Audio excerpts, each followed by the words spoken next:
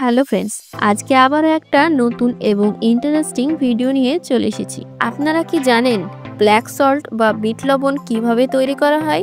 Bit লবণ তৈরি নিয়ে অনেক মানুষের মনে নানান ধরনের ভুল ধারণা আছে। তাই আজ বিট লবণ কিভাবে তৈরি করা হয় তার পুরো প্রসেস আপনাদের সামনে তুলে ধরবো। তো চলুন জেনে নেওয়া যাক। বেশিরভাগ মানুষ মনে করে যে বিট লবণ হলো খনিজ পদার্থ।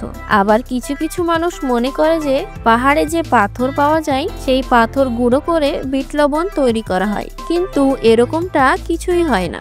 বিট লবণ পাহাড় বা সমুদ্র কোনো জায়গা থেকেই পাওয়া যায় না। আসলে বিট লবণকে তৈরি করতে হয়, যা কোনো প্রাকৃতিক নিয়মে পাওয়া যায় না। এটা তৈরি করার জন্য প্রথমে মটকা বানাতে হয়। বালু এবং মাটি সমান পরিমাণে মিশিয়ে এই মটকা বানানো হয়। এই মটকা কোনো সাধারণ কাজের জন্য বা পানি খাওয়ার জন্য ব্যবহার করা হয় না। বিট লবণ তৈরির জন্য এই মটকা ব্যবহার করা হয়। মটকা তৈরি করা হয়ে গেলে এগুলো আগুনের ভাটিতে ভালো করে পুড়িয়ে লাল রঙের করা হয়।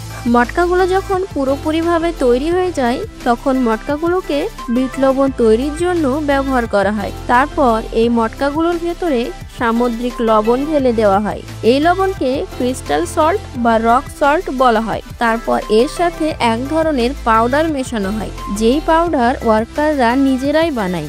আর এই পাউডার সাধারণ সাদা লবণকে বিট লবণে পরিণত করে দেয়। আর এই পাউডার বানানোর জন্য ছোট বড় হইতকি, আওলা এবং বাবুলের ছাল পিষে এই মিশ্রণ তৈরি করা হয়, যার ফলে বিট লবণে হজমের কাজ করে। তবে যদি 20 কিলো লবণ বানানো হয় তবে এতে 1 কিলো এই মিশ্রণ মেশানো হয়। আর এর জন্য বিট লবণের দাম অনেক বেশি হয়ে থাকে। তারপর মটকাগুলোতে মিশ্রণ মেশানোর পর মটকাগুলোকে ভাটিতে দেওয়া হয়। তারপর 12 ঘন্টা পর ভাটি থেকে মটকাগুলো বের করা হয়।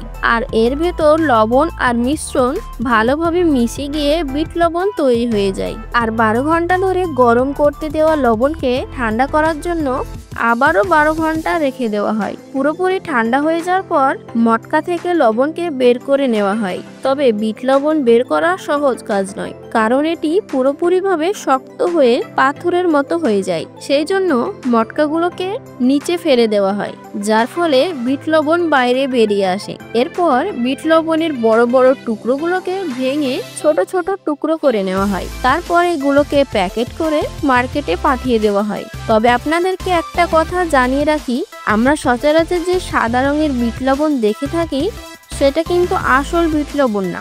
আসল বিট লবণের দাম অনেক বেশি, যেগুলো কালচে বাদামি রঙের হয়ে থাকে। তো ফ্রেন্ডস, আজকের ভিডিও এই পর্যন্তই।